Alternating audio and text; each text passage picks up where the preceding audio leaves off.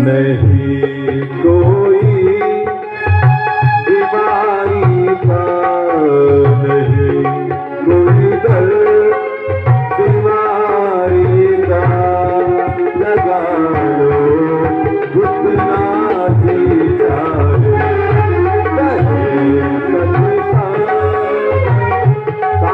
दरिया नहा लो जितना जी चाहे।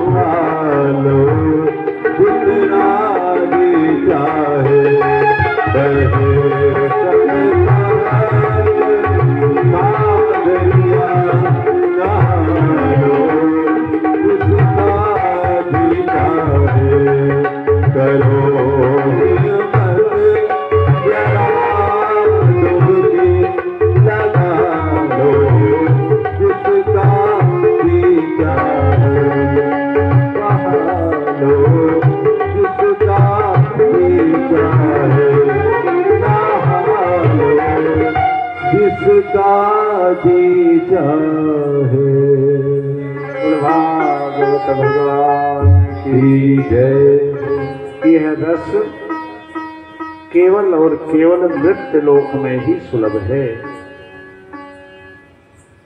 बता रहे हैं महाराज, जिस समय राजा परीक्षित को सुखदेव जी महाराज ये कथा श्रवण करा रहे थे। परीक्षिते कथां वक्तुं सभायां संस्थिते शुके। उस समय देवता लोग एक घड़े में अमृत भर कर ले आए। परीक्षित जी से कहा कि राजन, आपको सर्पदंश का भय है, आज के सप्तम दिवस आपकी मृत्यु हो जाएगी। हम लोग ये अमृत लेकर आए हैं, इसको पी लो, थोड़ा अमर हो जाओगे। श्री सुखदेव भगवान ने पूछा कि अमृत निकालने में कितनी कठिनाई हुई? तो देवताओं ने कहा निकालने में तो बड़ी कठिनाई हुई थी। समुद्र मंथन किया गया, पहले विष निकला, बहुत बहुत कठिनाई झेलने के बाद अमृत मिला था। तो सुखदेव भगवान ने कहा तो इतनी आसानी से इसे देने कैसे आ गए तुम लोग? हैं? इतनी गाढ़ी कमाई इतनी आसानी से तो निकलेगी नहीं, कैसे देने चले आए अमृत को? क्योंकि देवता बड़े स्वार्थी होते हैं। बोले महाराज, हमारा स्वार्थ यही है कि इनको अमृत पिला दिया जाए।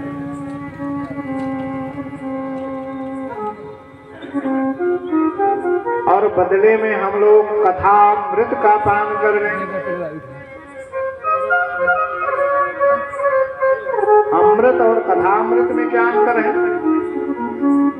अमृत व्यक्ति को दीर्घ जीवी बनाता है। जब तक आपके पुण्य है आप स्वर्ग में रहेंगे। और छेड़े पुण्य मृत लोके विशंति, पुण्य जब नष्ट फिर व्यक्ति मृत लोक में आ जाएगा। लेकिन जो ये कथामृत है ये व्यक्ति को दिव्य जीवी बनाता है। एक बार पान कर लेने के बाद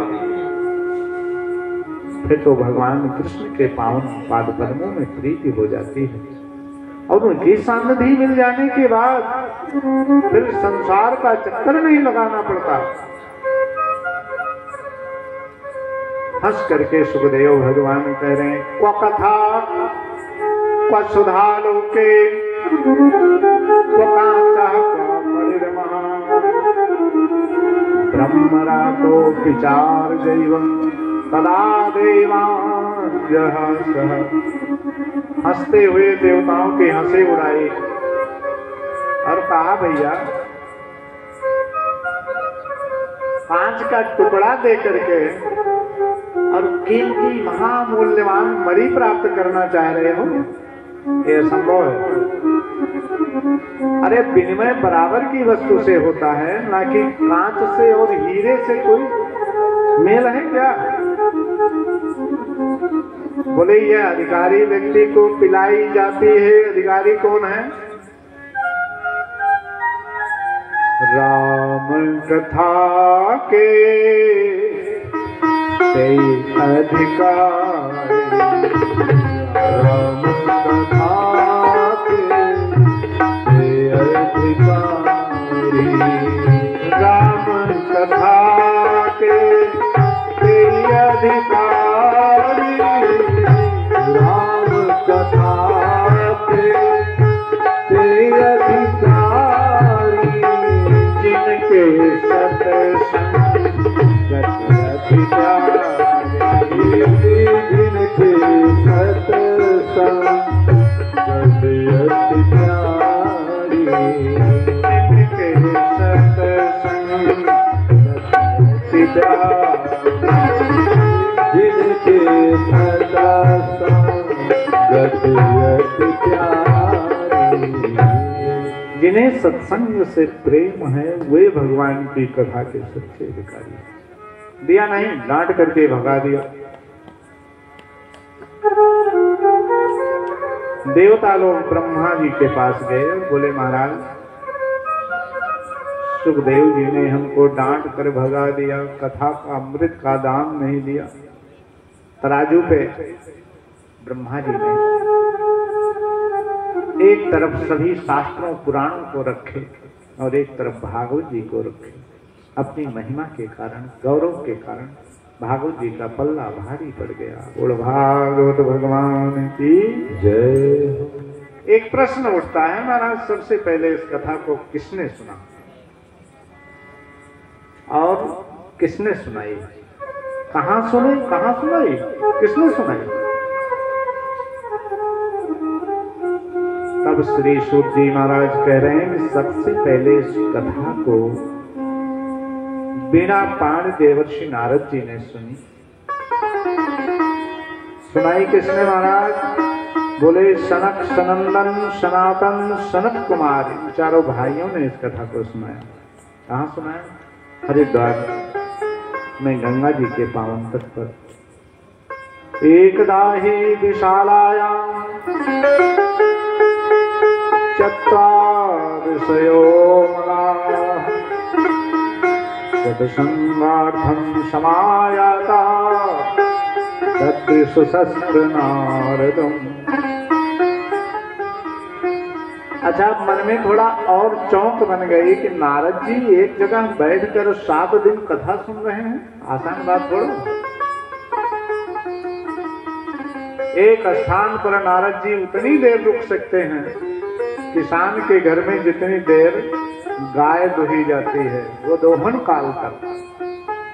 तो 7 दिन नियम में बनकर नारद जी एक जगह बैठकर कैसे कथा को सुने? तब ये कथा कहते हैं। एक बार नारद जी ने सोचा कि लाओ चले थोड़ा भ्रमण कराएं, और टहलते टहलते महाराज अयोध्या आए, नैमिषारण्य आए, द्वारका में भी गए, तमाम क्षेत्रों का, तीर्थों का भ्रमण किया, पर मन में कहीं संतोष नहीं मिला। तब सोचने लगे कि लाओ चलें श्री धाम वृंदावन, क्योंकि अयोध्या वैराग्य भूमि है। यहाँ अधिकतर जितने लोग हैं सब वैरागी हैं, और काशी ज्ञान भूमि है, लेकिन श्री धाम वृंदावन तो भक्ति भूमि है, प्रेम भूमि है। चलें जरा उस भक्ति भूमि की तरफ, प्रेम भूमि की तरफ। और जब गए तो वहां पर उन्होंने देखा कि एक नवयुवती स्त्री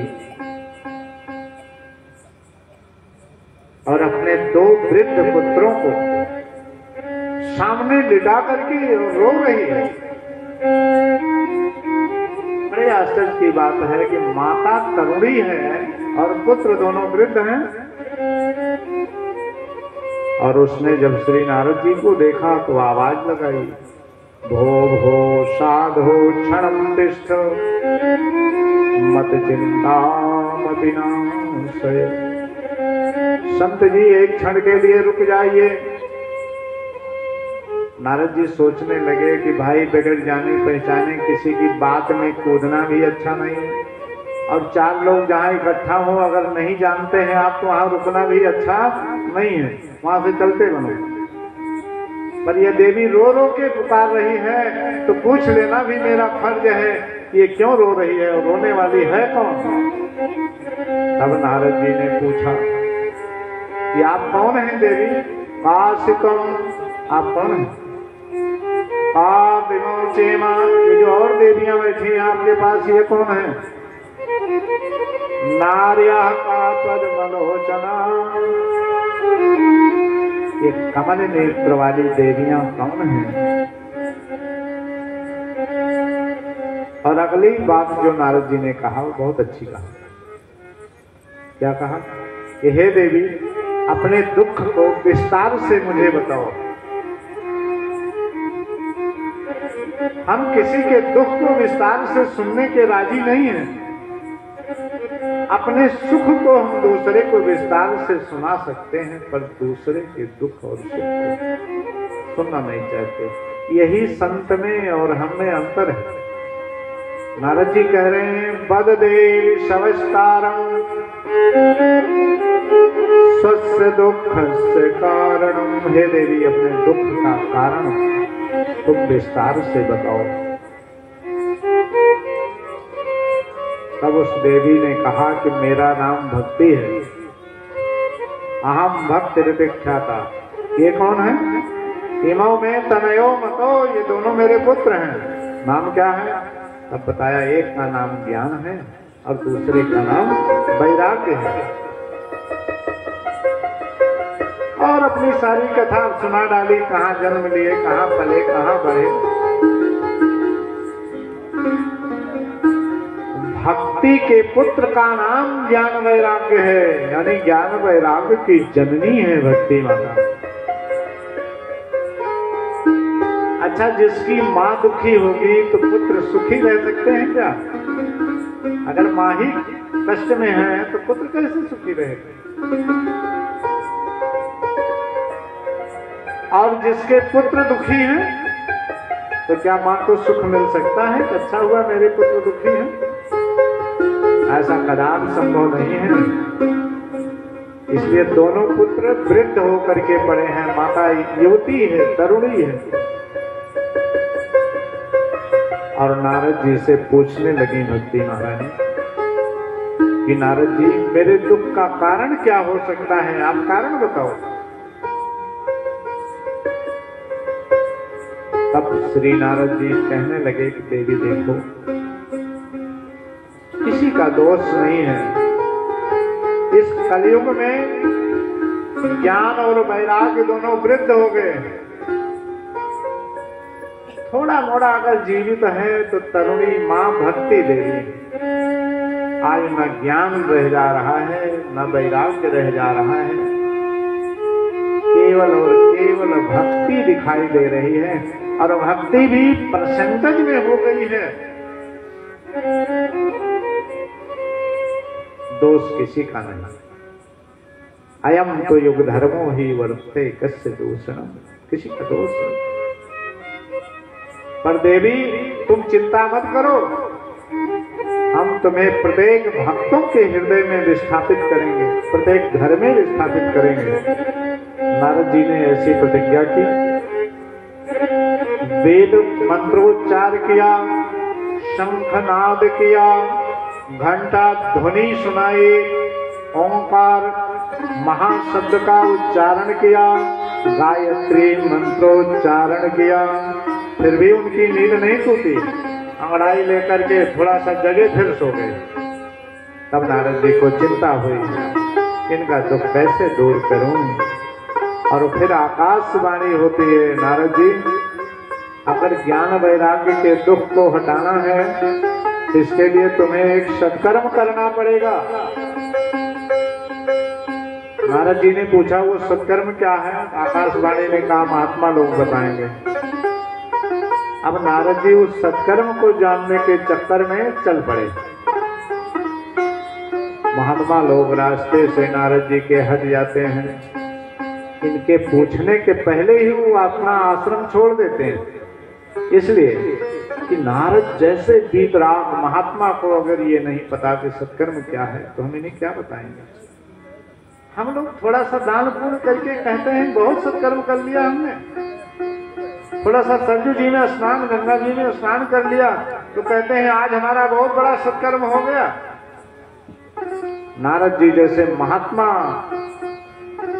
परिश्रांत हैं केवल इसको जानने के लिए सत्कर्म क्या है, और चल पड़े। जा रहे हैं, कोई नहीं मिला, सोचते हैं अगर इस परिभाषा को मैं जान ना पाया तो बद्री विशाल धाम में चल रहा हूं, तपस्या करूंगा ना भगवान नारायण की, और तपस्या करने के बाद तब प्रभु से पूछूंगा कि सत्कर्म क्या है। अब जैसे महाराज वहां तपस्या करने के लिए नारद जी बद्री विशाल धाम में पहुंचते हैं, आसन डालकर बैठना चाहते हैं, सामने से चारों भाई नारायण नारायण नारायण श्रीमन नारायण नारायण नारायण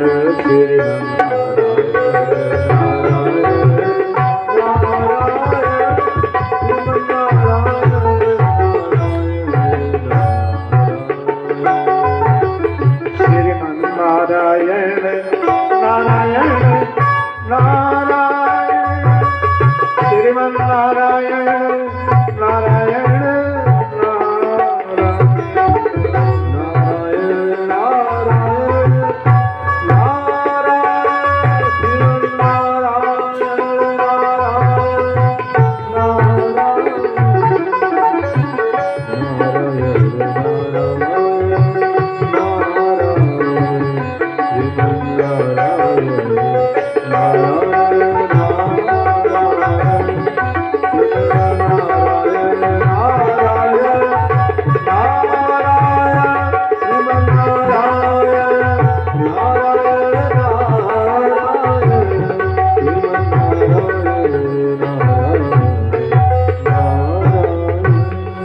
श्रीमन नारायण नामक ध्वनि के साथ सनक सनंदन सनातन सनत कुमार चारों भैया प्रकट हो गए। और नारद जी को जब देखा तो थोड़ा मुस्कुरा के बोले, अरे बड़े भाई संत जी, नारद जी आपका मुख उदास क्यों है? कथम ब्रह्मण दीन मुखा कुतश्चिंता तुरो भवान त्वरितेजं नते कुत्र कुतश्चागमनम् तव। आपके चेहरे पे उदासी क्यों झलक रही है? नारद जी ने अपनी सारी दास्तां सुना डाली, पूरी घटना पीछे वाली सुना दी। सनत कुमारों ने कहा, छोटी सी बात में इतने दुखी हो गए आप? अरे द्रौपदी च परित्राता तेन कौरव कस्मलाओ पालिताः गोप सुंदर्याः श्रीकृष्ण पातिनो गताः।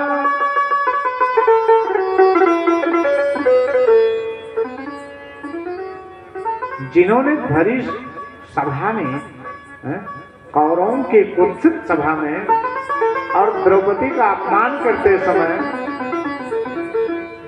जिन परमात्मा ने द्रौपदी के वस्त्र रूप में अवतार ले लिया,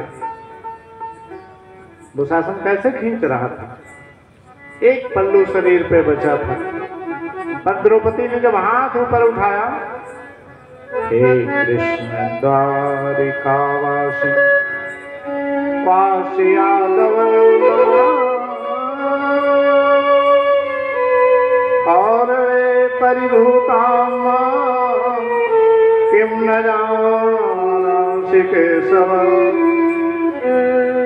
जैसे आवाज लगाई तो भगवान वस्त्र का अवतार ही ले लिए, और फिर तो जानना मुश्किल हो गया कि सारी बीच नारी है कि नारी बीच सारी है, सारी की ही नारी है कि नारी की ही सारी है।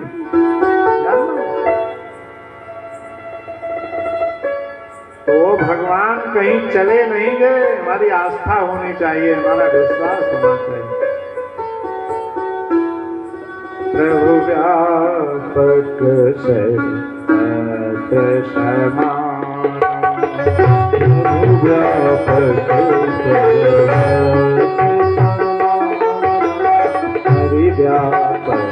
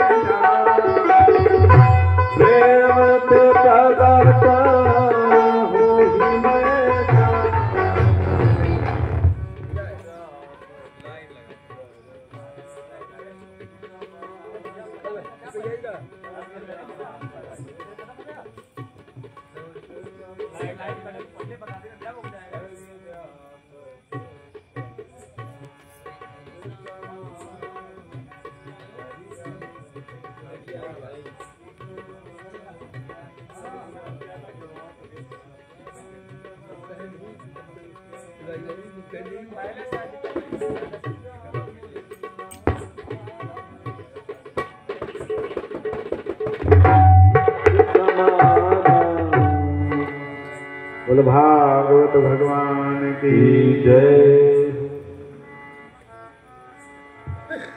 बोले भैया वो भगवान कहीं गए नहीं, बस प्रेम होना चाहिए। प्रेम से देखो तो भगवान हर जगह है, पत्थर में भी भगवान, हरि व्यापक सर्वत्र समाना। तो बोले दिखेंगे कैसे, बोले प्रेम के प्रकट हो ही मैं जान। भगवान प्रेम, जहाँ हमारा प्रेम पुष्ट हो जाए वहीं भगवान प्रकट हो जाते। तो सत्कर्म कुछ और नहीं है, क्या है, इनको श्रीमद् भागवत जी की कथा सुनाओ। संकारिकों ने कहा इनको भागवत जी की कथा सुनाओ, इनके दुख दूर हो जाएंगे।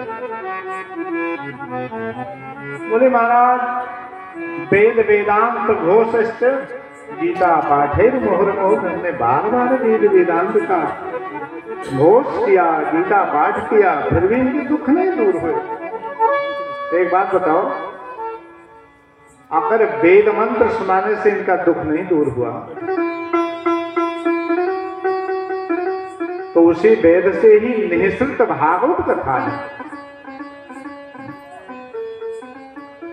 मित्राम गमयत बोधयत स निगमो वेदा, उसी वेद से ही तो भागवत बनी है। निगम कल्पतरोर गलितम फलम, निगम कहते हैं वेद को। तो जब वेद से ही भागवत जी का अवतरण हुआ है और वेद मंत्र सुनाने से इनका दुख नहीं दूर हुआ तो भागवत सुनाने से कैसे होगा। तब सनकादिक कहने लगे नारद जी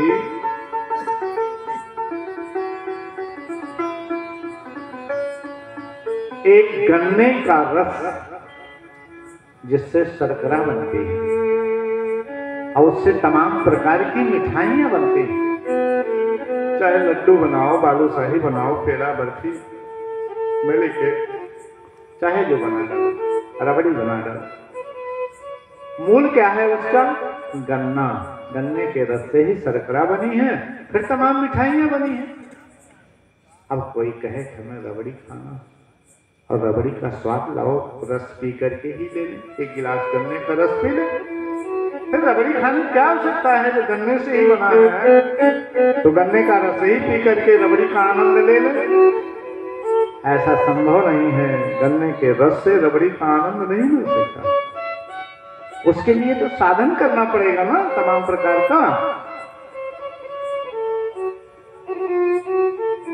दूसरा तर्क दिया कि जिस पेड़ का, जिस वृक्ष का फल बड़ा मीठा है, अब कोई सोचे कितना मीठा फल आम का इस पेड़ का है, तो लाओ एक पत्ती तोड़ के चबा लें, एक छिलका इसका मुख में डाल करके और दबा लें, उसी आम्र का स्वाद मिलेगा, रस का तो मिलेगा नहीं मिलेगा, क्योंकि उसी पेड़ से वो फल रस के रूप में वृक्ष से अलग होके प्रकट हुआ है, इसलिए उसका रस अपने आप में अलग है उसी वृक्ष का, लेकिन वृक्ष का मंथन करके उसके सार तत्व रस स्वरूप फल के रूप में आया है, इसलिए उसका अलग स्वाद है। उसी प्रकार से वेद से ही भागवत जी के निकलने पर भी वेदों का जो सामर्थ्य है उसके रस रूप में यह अलग होकर के फल रूप में अलग होकर भागवत जी के रूप से आए हैं। इसके सुनने का फल अलग है, इसके ग्रहण करने का फल अलग है। जाओ आप भागवत कथा सुनाओ। बात समझ में आ गई? बोले हम वक्ता ढूंढने कहाँ जाए? आप ही चारों भैया वक्ता बन जाओ। तो सनत सनंदन सनातन सनत कुमार ये ब्रह्मा जी के 4 मानस पुत्र हैं, यही वक्ता बनकर बैठे और नारद जी मुख्य श्रोता बनकर बैठे। और जब कथा प्रारंभ हुई कहाँ? हरिद्वार में। ये वार्ता कहाँ हुई? बद्री विशाल धाम पर। बोले महाराज इतनी ऊंचाई पे कथा कहेंगे तो कोई यहाँ बैठ नहीं पाएगा, कोई सुन नहीं पाएगा, और बहुत ज्यादा नीचे कथा होगी तो भी आनंद नहीं आएगा। इसका मतलब क्या है? कथा अगर वेदांत भाषा में बोली जाए तो कथा पल्ले नहीं पड़ेगी। भागवत जी की कथा समाधि भाषा है, इसकी वेदांत है, और बहुत सरल करके कथा कही जाए तो कथा का महत्व नहीं रह जाता। इसलिए कथा को इतना आसान करके भी मत सुनाओ कि कथा का स्वरूप बिगड़ जाए, और कथा को इतना क्लिष्ट भी ना सुनाओ कि श्रोता के पल्ले ना पड़े। तो क्या करें महाराज? कथा को मध्य भाग में ले आओ। कथा विषय से ना हटे और सरलतम भाषा में हो, पर विषय से ना हटे। वो हरिद्वार में गंगा जी के पावन तट पर यह कथा प्रारंभ हुई, और कथा सुनने के लिए बड़े बड़े महात्मा, अमलात्मा, विमलात्मा, यतीन्द्र, मुनीन्द्र, संत, सन्यासी सब आ रहे हैं। गंगाधार समीपे तु तटम आनंद नामकम, आनंद नामक तट पर, और गंगा जी के पावन किनारे पर कथा शुरू हुई। कौन कौन सुनने आ रहा है इस कथा को? भृगु वशिष्ठस्य च्यवनस्य गौतमो मेधातिथिर्देवल देवरातो रामस्तथागादिसुतस्य साकलो मृगण्डपुत्रार्जविपिप्पलादः। ये महात्मा लोग बैठकर कथा सुन रहे हैं। भृगु जी महाराज, वशिष्ठ जी महाराज आ रहे हैं, गौतम ऋषि कथा सुनने बैठे हैं, देवल ऋषि बैठे हैं, च्यवन मुनि बैठे हैं, परशुराम जी आकर कथा सुन रहे हैं, मृकंड जी सुन रहे हैं, बड़े बड़े महात्मा। योगेश्वरो व्यास पराशरौ च, अरे साक्षात श्री कृष्ण द्वैपायन वेद व्यास जी भी बैठकर कथा सुन रहे हैं। और अच्छी बात तो यह है कि महात्मा लोग अपने शिष्यों को लेकर आ रहे हैं कथा सुनने, अब गृहस्थ लोग अपने पुत्र पत्नी को लेकर आ रहे हैं कथा सुनाने। कथा कभी अकेले नहीं सुनना चाहिए, जितना हो सके अधिक से अधिक लोगों को सुनाने का प्रयास करना चाहिए। और कथा प्रारंभ हुई। सनत कुमार कहते हैं कि भागवत जी की कथा जीवन में जितना हो सके अधिक से अधिक इसका सेवन करना चाहिए।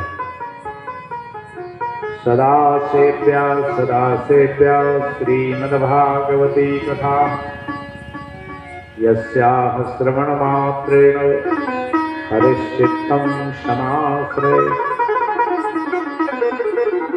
जिसके सुनने मात्र से भगवान गोविंद हृदय में आकर विराजमान हो जाते हैं, इस कथा को जीवन में सदा सर्वदा सुनते रहना चाहिए। और यही कहते हैं कि संसार सागर में व्यक्ति तब तक भ्रमण करता है अज्ञानवश, जब तक उसके कान में एक बार इस सुख शास्त्र की महिमा का एक श्लोक पढ़ नहीं जाता। एक भी श्लोक कान में अगर पड़ गया तो उसका उद्धार निश्चित है। इसलिए इस कथा को सुनो। अगर सुनने को ना मिले तो क्या करें? स्वाध्याय करो। स्वाध्याय भी ना मिले तो क्या करें महाराज?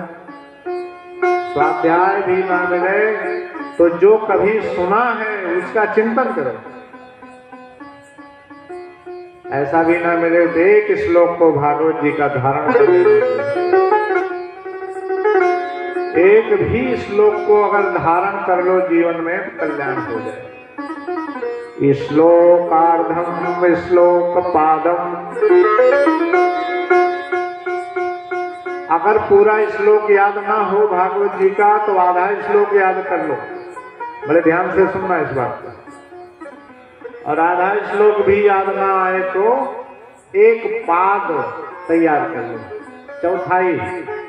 इतने का भी अगर कोई श्रद्धा से रोज घर में पाठ करे तो उसे यम के दूत स्वप्न में भी कभी नहीं मिल सकते। ये औपचारिकता नहीं है, फॉर्मेलिटी नहीं है, ये व्यास पीठ की पूरी गारंटी है। भागवत भगवान बोलो भागवत भगवान की जय। अब कोई कहे कि महाराज चौथाई श्लोक हम कैसे याद करें, हैं? आधा श्लोक कैसे याद करें? तो श्लोक याद करने का तरीका बताया। सभी लोग श्लोक बोलेंगे साथ में। कृष्णाय वासुदेवाय, कृष्णाय वासुदेवाय, कृष्णाय वासुदेवाय, कृष्णाय वासुदेवाय, कृष्णाय वासुदेवाय, देवकी नंदनाय च, देवकी नंदनाय च, देवकी नंदनाय च, देवकी नंदनाय च, नंद गोप कुमाराय, नंद गोप कुमाराय, नंद गोप कुमाराय, नंद गोप कुमाराय, गोविंदाय नमो नमः, गोविंदाय नमो नमः, गोविंदाय नमो नमः, गोविंदाय नमो नमः। बताओ ये श्लोक आएगा कि नहीं? अगर कुछ ना याद हुआ तो गोविंदाय नमो नमः, ये चौथाई पाद है। एक पाद भी इसका अगर तैयार है, नित्य कोई पाठ करता है तो भगवान का कितना प्यारा बन जाता है, वो भगवान का कितना दुलारा बन जाता है। इसलिए महाराज तावत संसार चक्रे अस्मिन् भ्रमते अज्ञानतः पुमान् यावत कर्णगतानास्ति सुख शास्त्र कथा क्षणम। बड़े सुंदर भाव में कथा सुनी और उसी समय कथा चल ही रही थी कि भक्ति महारानी अपने दोनों पुत्रों को लेकर युवावस्था में वो दोनों पुत्र कौन, ज्ञान वैराग्य, और कथा में आकर प्रविष्ट हो जाते हैं। बोलो भक्ति महारानी की जय। जितने लोग वहां बैठे हैं सब देखने लगे ये कहां से आ गए। भक्ति सुतो तो तरुणी गृहीत्वा प्रेमैक रूपा सहसा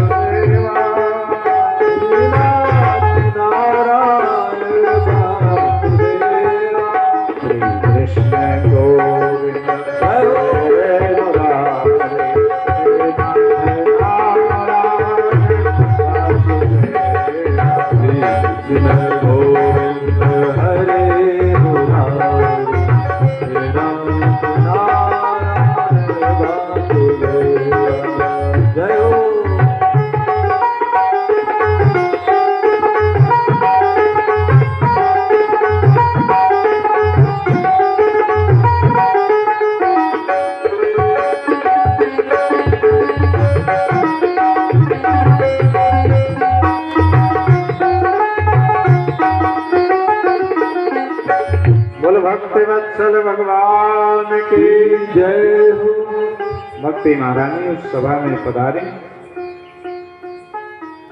एक प्रश्न उठा और प्रश्न ये उठा कि महाराज भागवत जी की कथा से कौन कौन लोग पवित्र होते हैं। उत्तर ये मिला कि ये मत पूछिए कौन कौन लोग पवित्र होते हैं, ये पूछिए कि कौन लोग पवित्र नहीं होते। के विशुद्धन्ति वदन्त मह्यं सप्ताह यज्ञेन कथा। अरे पवित्र तो सब होते हैं, कौन पवित्र होता नहीं महाराज ये बताओ। तो बोले पांचों प्रकार के उग्र पाप करने वाले भी इस कथा को श्रवण करके पवित्र हो जाते। अरे इतना ही नहीं, मरने के बाद अगर कोई प्रेत योनि में गया है और उसके कान में भी यह कथा का एक शब्द पड़ जाए तो वह भी पवित्र हो जाता है। मरने के बाद प्रेत योनि में गए हुए उस पितर की मुक्ति हो जाती है भागवत कथा सुनने से।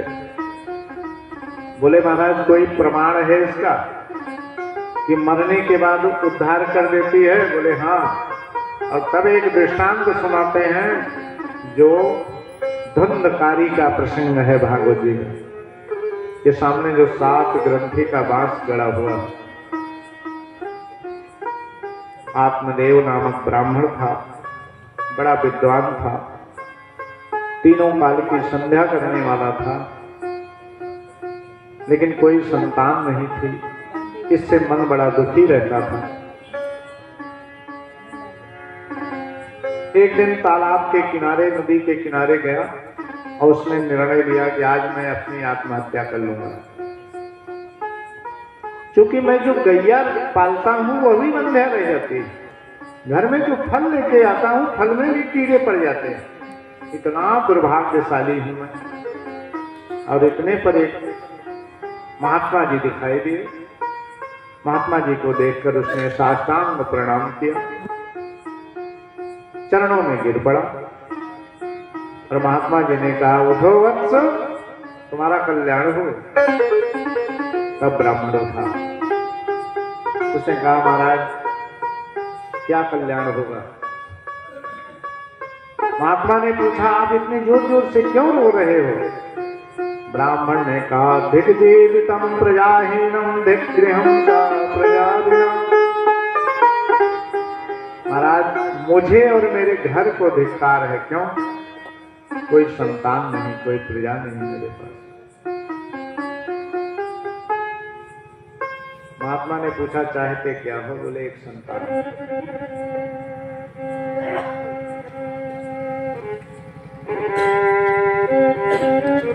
एक संतान चाहता हूं।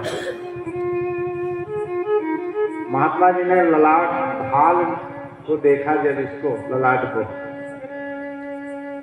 उसमें लिखा था, सप्त जन्मावधि तव पुत्रम नैव चा। अरे तुम एक जन्म की बात कर रहे हो, 7 जन्म तुम्हारे भाग्य में संतान नहीं।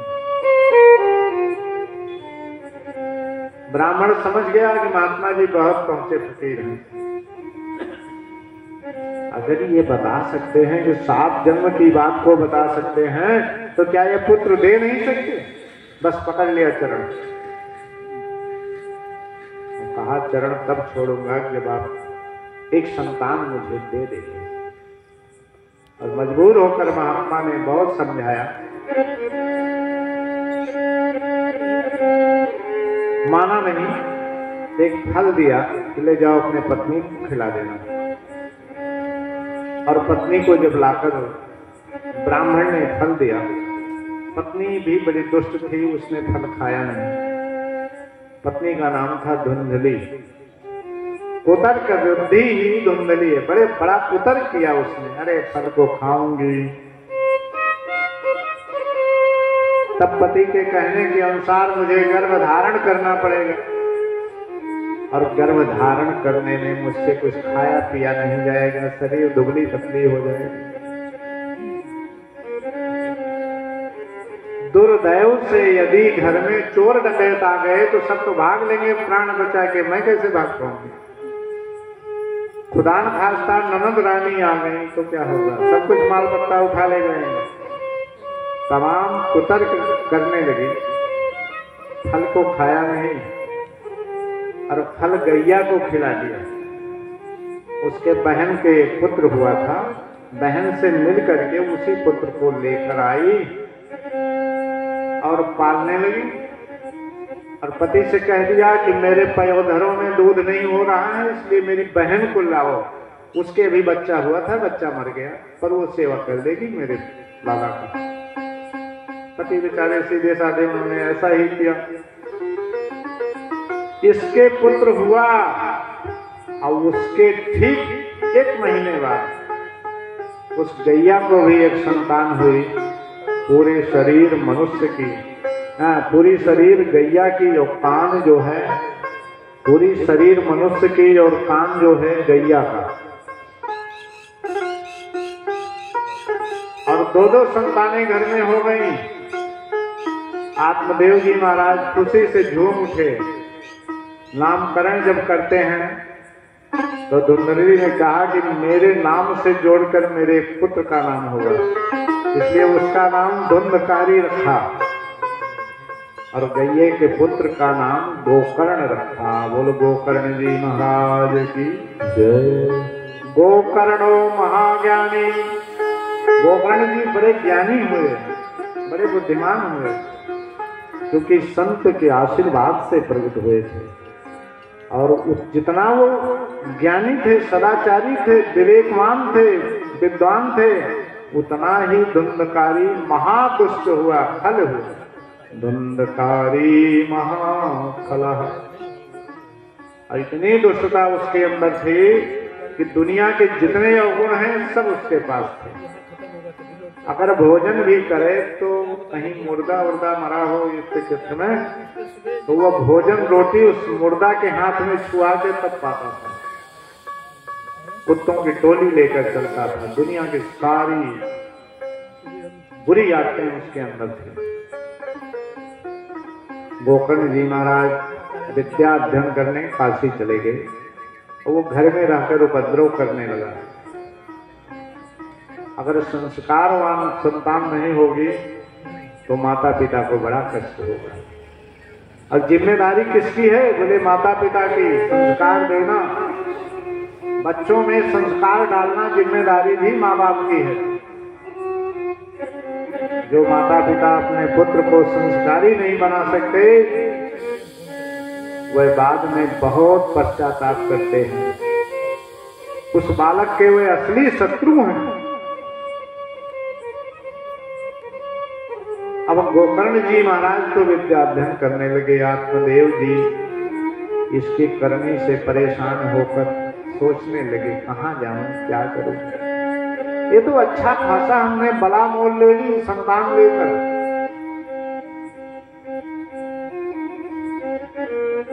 संयोग से एक दिन गोकर्ण जी महाराज आए।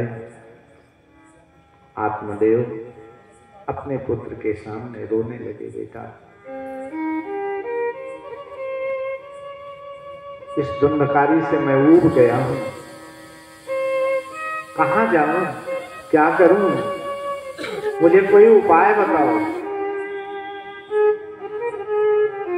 तब श्री गोकर्ण जी महाराज अपने पिता को उपदेश कर रहे हैं।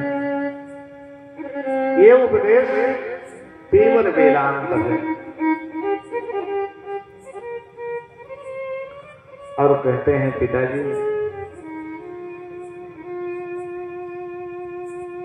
जहां हम लोग सुख ढूंढ रहे हैं, असल में वहां सुख है ही नहीं। और जहां सुख है वहां तक हमारी बुद्धि पहुंचती नहीं, तो सुख कैसे मिलेगा? भगवान ने बहुत बड़े मोटे मोटे अक्षरों में लिखा है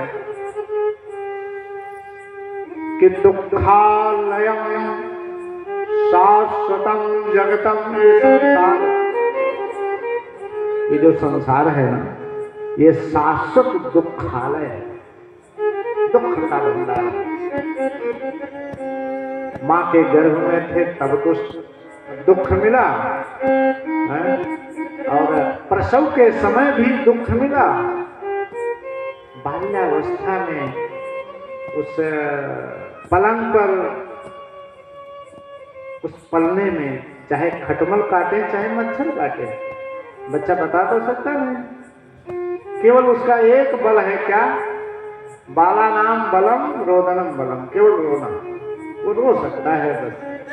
उसको खटमल ने काटा है, रो रहा है, तो माँ उसको घूटी पिला रही है कि बच्चे के गैस बनी होगी। बताओ कैसी विडंबना है। उसको भूख लगी है, मान लो रो रहा है, तो माँ सोच रही है गोद लेने के लिए रो रहा है। लालन पालन में कष्ट, फिर किशोरावस्था में कष्ट, मित्रों से अपमान, फिर विद्याध्ययन में कष्ट, फिर युवावस्था में राग वैराग्य हो गया तो कष्ट, फिर भैया धन कमाने की तृष्णा में खूब कष्ट। कष्ट झेलते झेलते फिर कष्ट का ही समय आ गया, वृद्धावस्था आ गई। अब तो कफ वात पित्त तीनों ने घेर लिया करके। अब तो कष्ट ही कष्ट है। अब भजन कहाँ हो पाए? जब भजन का समय था तो कर नहीं पाए, तो भजन कहाँ होगा? और फिर यम के दूत आए और लेकर चल दिए। फिर वही पुनरपि जननम पुनरपि मरणम पुनरपि जननी जठरे स्वयं। 84 लाख योनियों में फिर चले गए। कीड़े मकोड़े पशु बनते गए। बहुत दुख हुआ, बहुत कष्ट हुआ। एक बार फिर भगवान को दया आई। कब हुक करी करो नानर दे,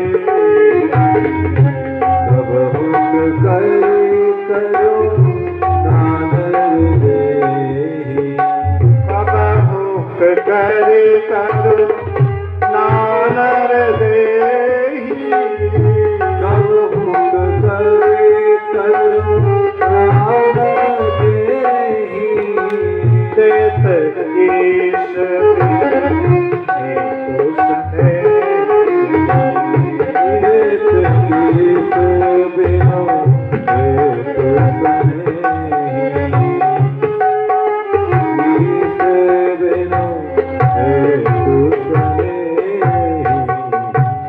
अकारण करुणा वरुणालय है भगवान। भगवान कौन है? अकारण करुणा वरुणालय, बिना कारण करुणा करने वाले हैं। और करुणा आ गई, फिर एक बार अवसर दे दिया, मानव तन दे दिया। इसलिए ये मानव तन बड़े भाग्य से मिला। बड़े भाग्य मानुष तन पावा, सुर दुर्लभ सद ग्रंथ निगावा। बड़े भाग्य से मानव तन मिला। अब भैया इतना सुंदर मानव तन प्राप्त करके और इस भारत भूमि में जन्म ले करके, इस अवध क्षेत्र में जन्म ले करके, अच्छे कुल खानदान में आकर के भी अगर भजन नहीं करोगे तो फिर किसी का कोई दोष नहीं है, दुख तो झेलना ही पड़ेगा। गोकर्ण जी महाराज अपने पिताजी से कहते हैं, पिताजी 3 बात जीवन में उतर जाए और व्यक्ति का कल्याण उसी समय हो जाएगा। 3 बातें क्या? देहे स्थिमांस रुधिरे विमतिम त्यजत्वम, जाया सुतादि सदा ममता विमुच्य। पहली शर्त बताया कि शरीर में जो अस्थि मांस मेदा रुधिर मज्जा शुक्र भरे हुए हैं ना, ये ना आपकी है ना हमारी है। शरीर में जो अहमता है और जो ममता है, उसका त्याग हो जाए बस। अहमता और ममता का त्याग होना चाहिए।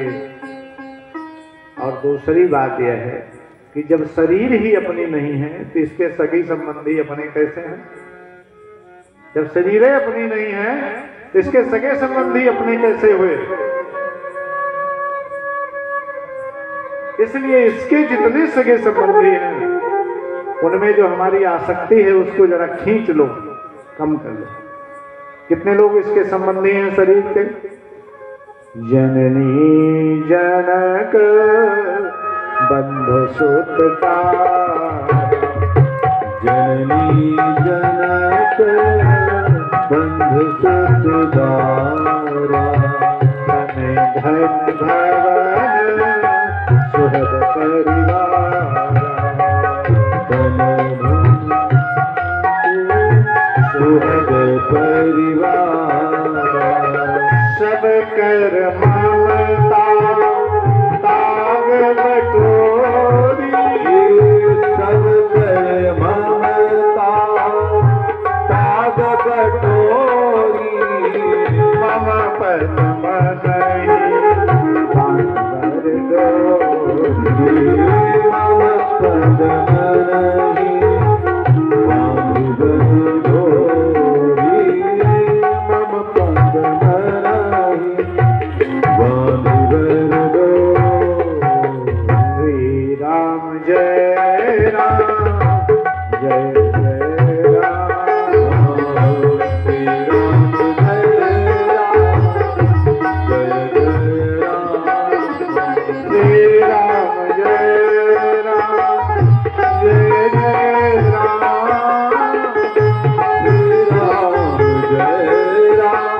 जय जय राम, श्री राम जय राम जय जय राम, श्री राम जय राम जय जय राम,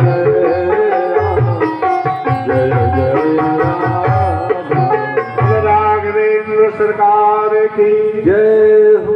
देहे श्रीमान सुरुद्रे। बस अंतिम श्लोक की व्याख्या करके कथा को विश्राम। गोकर्ण जी महाराज ने कहा कि जब ये शरीर ही अपनी नहीं है, कैसे नहीं है? कृमि वेद भाष्म संज्ञान्तम, 3 गतियां हैं शरीर की। जमीन में मृत्यु के उपरांत गाड़ दिया जाए तो इसके कीड़े बन जाते, कृमि। और यदि जल प्रवाह दे दिया जाए तो कोई जानवर खा लेगा तो विष्ठा बन जाएगा उसके पेट में। अग्नि के हवाले कर दिया जाए तो एक मुट्ठी राख बन जाती है शरीर का। कृमि वीड भस्म, 3 गतियां हैं शरीर की, चौथी गति कोई नहीं। तो जब ये शरीर ही अपनी नहीं है भैया, इसके सगे संबंधी अपने कैसे हुए? अगर किसी की एक उंगली कट जाए और डॉक्टर के पास जाएगा, क्या बोलेगा वहां? डॉक्टर साहब मेरी उंगली में चोट लग गई अथवा मेरी उंगली कट गई, पट्टी कर दो। तो मेरी उंगली कट गई तो आप कौन हैं? आप कौन हैं? आप तो अलग हुए ना। मैं के बाद ही मेरे का ज्ञान होता है, तो मैं कौन है? अगर हमारी उंगली कटी तो हम कौन है? अरे हम तो वही है ना। कौन? आत्मा। और आत्मा कौन है? नयनम छिन्नन्ति शस्त्राणि नयनम दहति पावकः। आत्मा तो अक्लेद्य है, अशोष्य है, अभेद्य है, अजेय है। तो फिर शरीर ही नहीं तो इसके संबंधी अपने कैसे हुए? इसलिए शरीर के जितने संबंधी हैं, जननी जनक बंधु सुत दारा तन धन भवन सुहृद परिवार, ये 10 हुए हैं। और भगवान कहते हैं इनको छोड़ना नहीं है। पर इनमें जो आसक्ति है हमारी, बहुत ज्यादा आसक्ति मत रखो। दिखावटी में आसक्ति रखो संसार के प्रति, लेकिन हृदय से भगवान के प्रति रखना चाहिए। सब कर ममता ताग बटोरी, मम पद मन ही बांधि बर डोरी। यही बात गोकर्ण जी कह रहे हैं कि जब शरीर अपने हैं तो इसके संबंधी अपने कैसे? इसलिए शरीर को अपना मानना छोड़ दो। और दूसरी शर्त क्या है? जाया सुता सदा ममता। इसी श्लोक का पूरी तरह से ट्रांसलेशन गोस्वामी जी ने इस चौपाई में किया। पूरा का पूरा ट्रांसलेशन है इसी श्लोक का। जननी जनक बंधु सुखदार, सब कर ममता ताग बटोरी।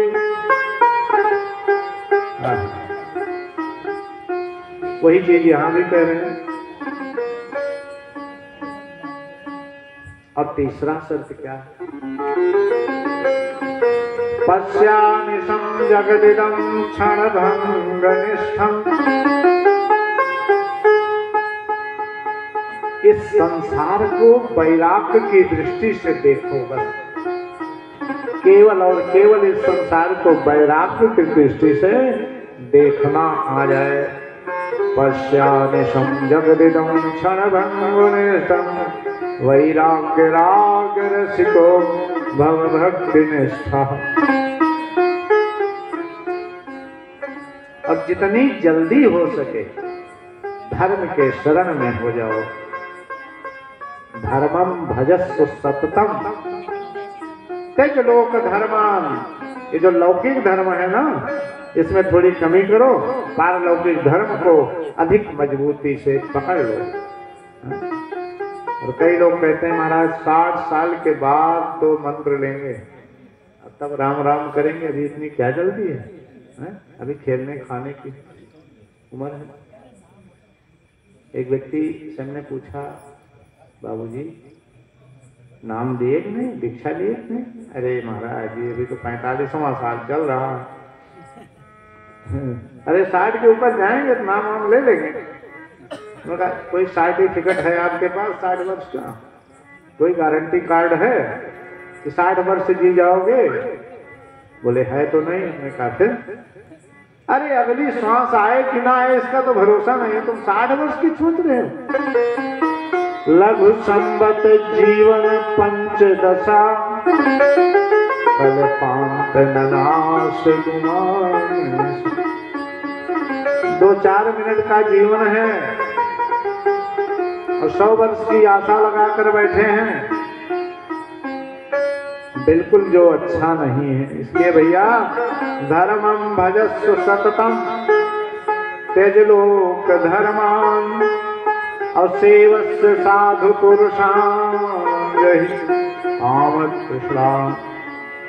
सत्पुरुषों की सेवा करो, यानी भगवत नाम का आश्रय ले लो, भागवत जी का आश्रय ले लो।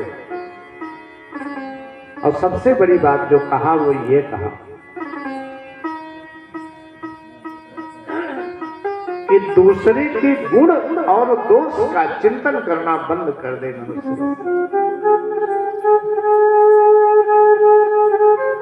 चिंतन मासूमता।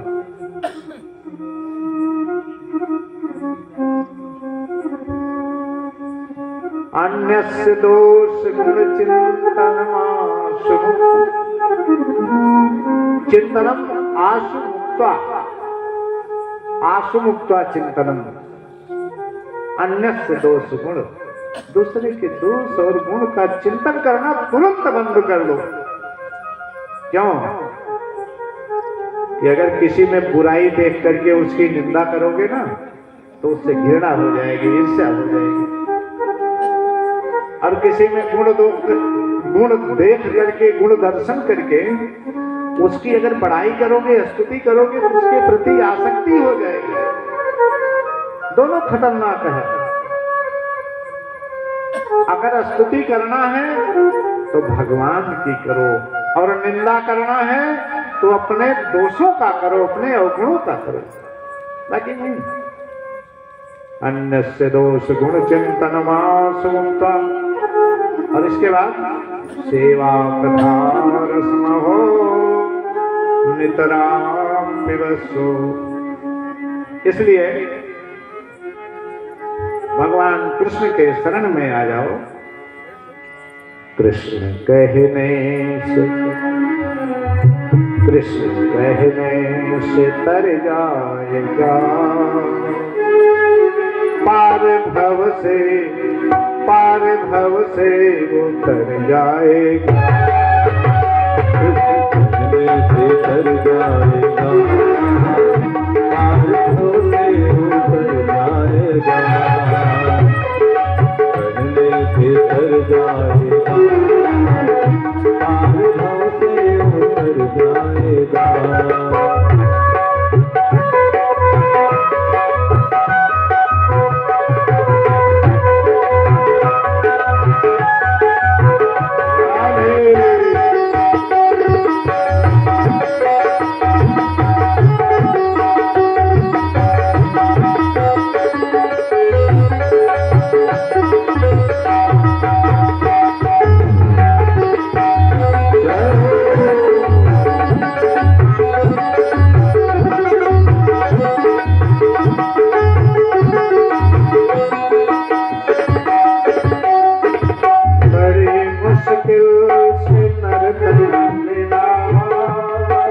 मुश्किल से नर्तन मिला, बड़ी मुश्किल से नर्तन मिला, बड़ी मुश्किल से नर्तन मिला।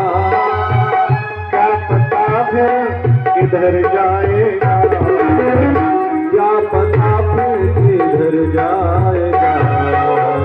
कृष्ण कहने से तर जाएगा, पार भव से तर जाएगा। कहने से तर जाएगा, पार भव से तर जाएगा।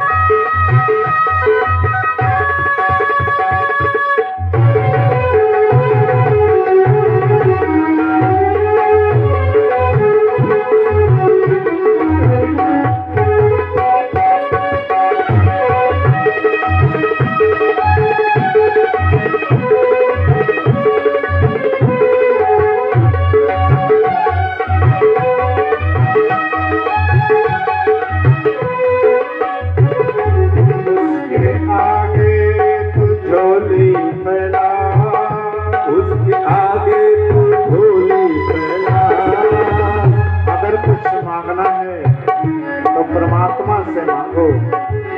दुनिया वाले देंगे भी तो ब्याज सहित वसूलेंगे, और भगवान देंगे तो फिर मांगेंगे नहीं।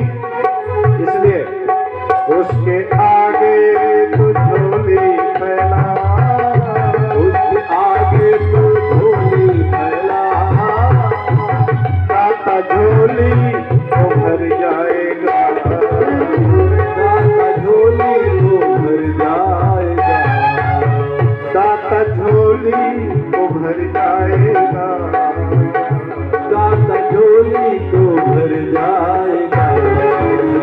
कृष्ण कहने से तर जाएगा, पार भव से उतर जाएगा, कहने से तर जाएगा, पार भव से उतर जाएगा, कहने से तर जाएगा, पार भव से उतर जाएगा, कहने से तर जाएगा, पार भव से उतर जाएगा, कृष्ण कहने से तर जाएगा, पार भव से उतर जाएगा, कृष्ण कहने से तर जाएगा, पार भव से उतर जाएगा, कृष्ण कहने से तर जाएगा, पार भव से उतर जाएगा, कहने से तर जाएगा, पार भव से उतर जाएगा, पार भव से उतर जाएगा। श्री गोकर्ण जी महाराज अपने पिता आत्मदेव को उपदेश दिए और 10वां स्कंद का पाठ करते हुए आत्मदेव भगवान को प्राप्त करते हैं। कालांतर में धुंधकारी ने माता धुंधली को भी खूब तंग किया, कुएं में जाकर गिरकर मर गई, सारा घर का धन लुटा दिया।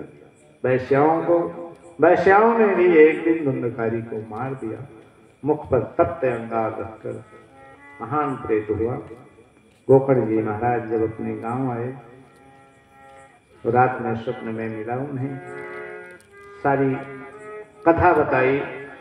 तब श्री गोकर्ण जी महाराज भगवान सूर्य से यह पूछ करके मेरे भाई की उत्तम सद्गति कैसे हो, और श्रीमद् भागवत कथा का आयोजन करते हैं, स्वयं वक्ता बनकर बैठते हैं। वो वात रूप में प्रेत आया, टहलते घूमते एक 7 ग्रंथि का बांस गड़ा था, थोड़ा छिद्र था उसमें, उसी के सहारे अंदर में प्रविष्ट हो गया। पहले दिन की कथा में उस बांस की एक ग्रंथि फट गई, द्वितीय दिन दूसरी, तृतीय दिन तीसरी, चतुर्थ दिवस में चौथी, क्रमशः ऐसे 7वें दिन 7वीं ग्रंथि फट गई। दिव्य रूप धारण करके भगवान के धाम को गया। बोलो भक्तवत्सल भगवान की। तो अगर इस भागवत जी की कथा से बांस की भी ग्रंथि फट सकती है और प्रेत को सदगति मिल सकती है, तो कोई श्रद्धा से और विश्वास से भागवत सुने, उसको सुंदर गति मिल जाए, इसमें कोई आश्चर्य नहीं, कोई संदेह नहीं।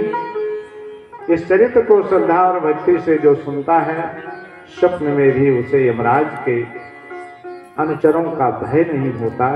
इस चरित्र की यह फलश्रुति है। आइए इसी के साथ आज की कथा का यहीं पर विश्राम। इससे आगे की चर्चा हम कल पुनः करेंगे अगले सत्र में। और कथा का समय जो होगा 4 बजे से और 8 बजे तक रखा जाएगा। अपराह्न में 4 बजे से रात्रि 8 बजे तक। 4 बजे हमारे बंधुगण यहाँ बैठ जाएंगे। आप लोग समय से पधारिए, थोड़ा संख्या बढ़ेगी तो मन भी लगेगा। बड़े ही व्यतिक्रम के बावजूद भी कथा ठाकुर जी चाहेंगे, हनुमान जी महाराज, तो आपको बढ़िया सुनने को मिलेगी। आइए प्रेम से 2 बार प्रभु का नाम लें। आज प्रथम दिवस है, इसलिए महात्मा की चर्चा हुई। आगे कथा में रोचकता आती जाएगी। जय जय राधा रमण हरि बोल। जय जय राधा रमण हरि बोल। जय जय राधा रमण हरि बोल रे। जय जय राधा रमण हरि बोल। जय जय राधा रमण हरि बोल रे। जय राधा रमण हरि बोल।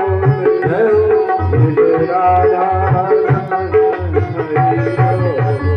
जय जय राधा रमण हरि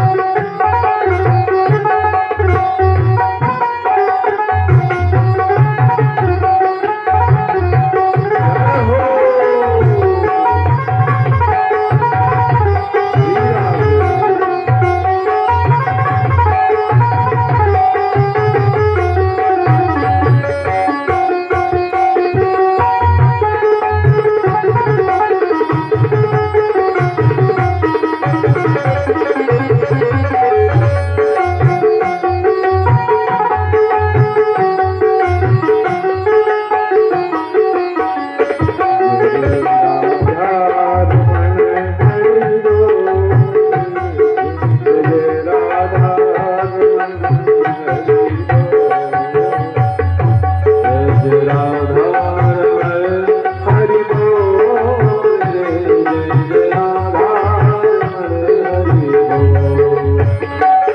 जय राधा रमण हरि बोल रे।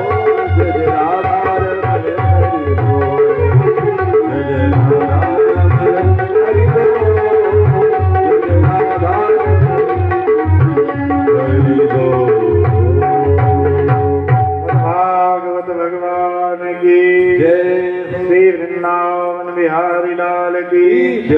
श्री हनुमान जी महाराज की श्री अयोध्या धाम की जय हो। आज के आनंद की जय हो। निज निज माता पिता की जय हो। निज निज गुरु गोविंद की जय हो। नमः पार्वती पतये हर हर महादेव।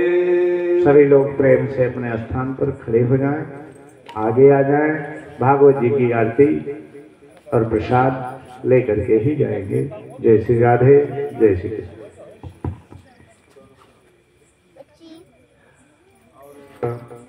दो थाली आरती बनी है, एक आरती से यजमान जी और एक आरती जो दूसरी बनी है उससे जो भी अभ्यागत आए हुए हैं वो लोग आगे आ जाएंगे और 3-3 बार करके दूसरे को दे देंगे। सभी लोग आरती कर सकते हैं। एक आरती से यजमान जी तमसा करते रहेंगे।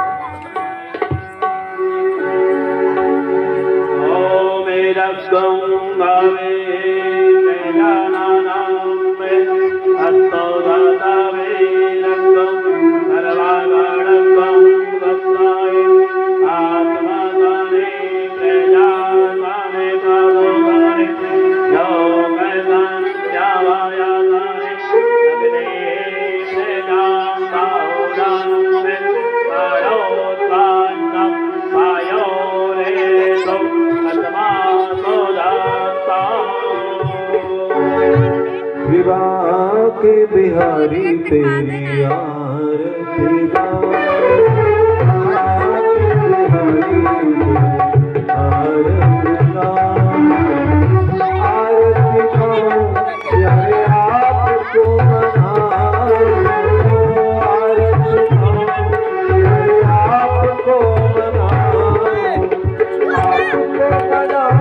प्यारे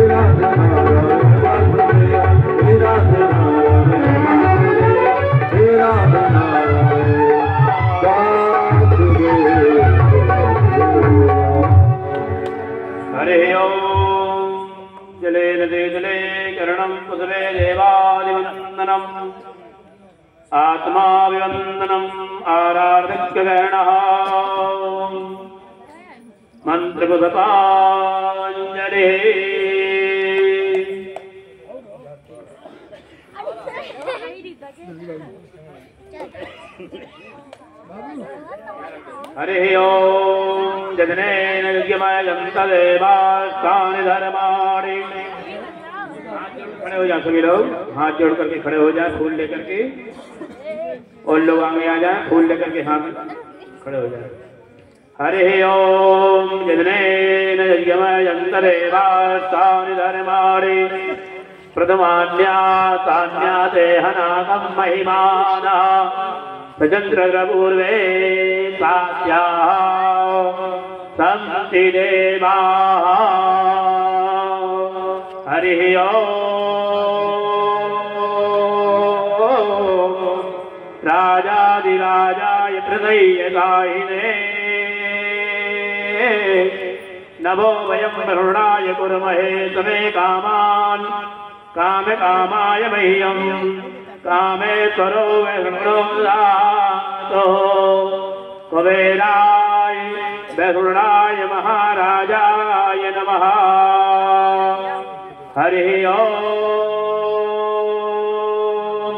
सत्यधाम राज्यं भोज्यं गौराज्यं जयराज्यं परमेष्टं राज्यं महाराज्यमाधिपत्यवन्तपरया ययि स्यात् सर्वो महासर्वागमृतवेदवन्तपर्यन्तायाम् एकराड्येदस्तोद्रोपो विगुतो कृताप्रविष्टारो वर्धस्तावग्रे आरुग्यदक्षिणां प्रेम विद्वे देवा सभासद इतिः। हरि ओम विद्वादक्षरोदुद्विद्वादो मोघो विद्वादो बाहुरुद्विद्वादुद्वाता गन्धाहुयन्धमदिद पादुद्रे द्यावा मे जनयं देव एकः हरि ओम एकदन्ताय विद्महे वक्रतुण्डाय च धीमहि तन्नो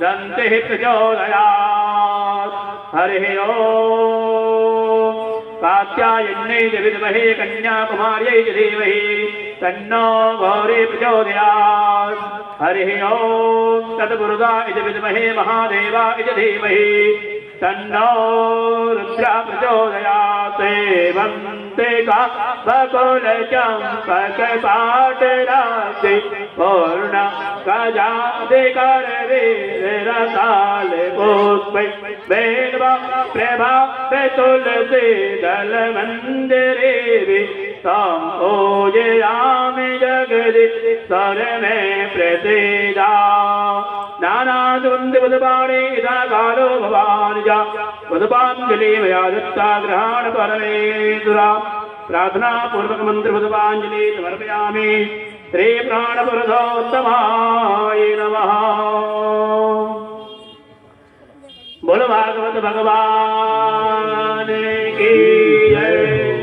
यज्ञ पुरुष भगवान की जय हो। अयोध्या धाम की जय हो। श्री हनुमान जी महाराज की जय हो। धर्म के जय हो। अधर्म का नाश हो। प्राणियों में सद्भावना हो। विश्व का कल्याण हो। विश्व का कल्याण हो। गौ माता के जय हो। गौ माता के सेवा हो। सनातन धर्म के जय हो। सनातन धर्म के जय हो। श्री व्यास जी महाराज की जय हो। यजमान देव की जय हो। श्रोता समाज की जय। आज के आनंद की जय। ओम नमः पार्वती पते हरे हरे महादेव। सभी लोग अपने अपने स्थान पर बैठ जाएं। आरती और प्रसाद लेकर के सभी लोग जाएंगे। जय जय श्री राम।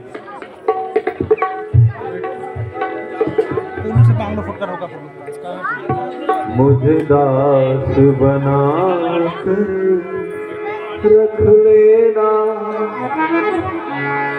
भगवान को अपने चरणों में। मुझे दास बना कर रख लेना भगवान को अपने चरणों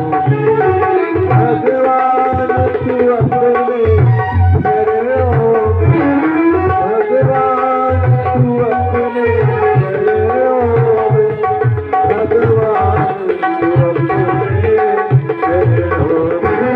मुझे दास बना कर रख लेना भगवान को अपने चरणों में। मुझे दास बना कर रख लेना भगवान को अपने चरणों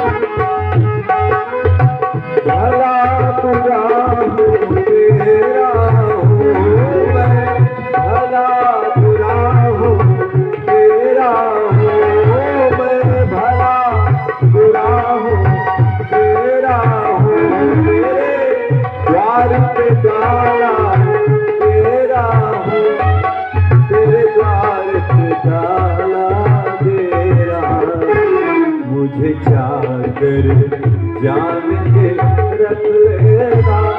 मुझे चाकर जान के रख लेना भगवान तो अपने चरणों में। मुझे दास बना कर रख लेना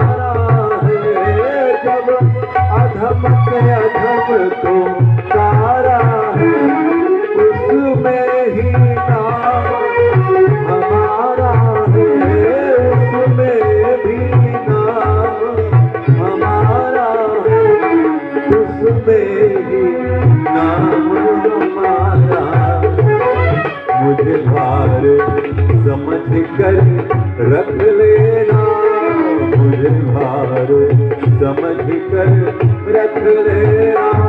भगवान तो अपने चरणों में मुझे दास बना कर रख लेना। भगवान तो अपने चरणों में मुझे दास बना कर रख लेना। भगवान तो अपने चरणों में, भगवान तो अपने चरणों में। बोले राजा रामचंद्र की जय, श्री व्यास भगवान की जय, श्री बांके बिहारी लाल की जय।